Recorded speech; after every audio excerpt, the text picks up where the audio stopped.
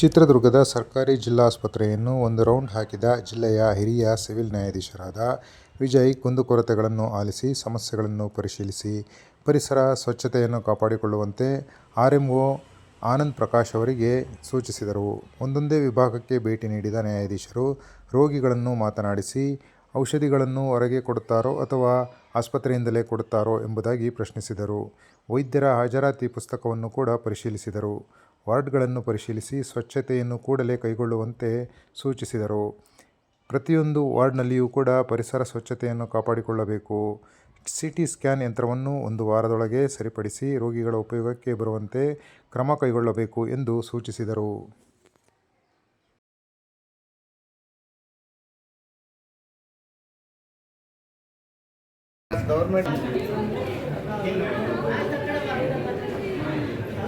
Hygienic maintenance booking ಎಲ್ಲ ಎಲ್ಲ ಚರಂಡಿ ಎಲ್ಲ ಓಪನ್ ಆಗಿದೆ ಇದು ಅಂತ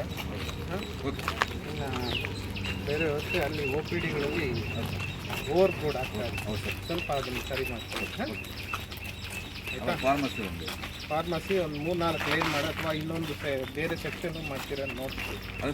ನೀವು ಅಲ್ಲೇ ಎಂಟ್ರೆನ್ಸ್ ಇಟ್ಟಿದ್ರೆ ಅಲ್ಲೇ ಕ್ಯೂ ಮಾಡಿದ್ರೆ ಸರ್ ಮೊದಲು ಆ ಕಡೆ ಇಟ್ಟಿದ್ವಿ. EDS ಬಂದು ಈ ಕಡೆ ಓಪನ್ ಮಾಡಿದ್ರು. ನೀವು ನೋಡ್ತಾ ಇದ್ದೀರ, ನೀವು ಒಂದು ಬರ್ತೀರಾ ಅಲ್ಲೇ ಜನ ಜಾಸ್ತಿ ಕಷ್ಟ ಆಗುತ್ತಲ್ಲ.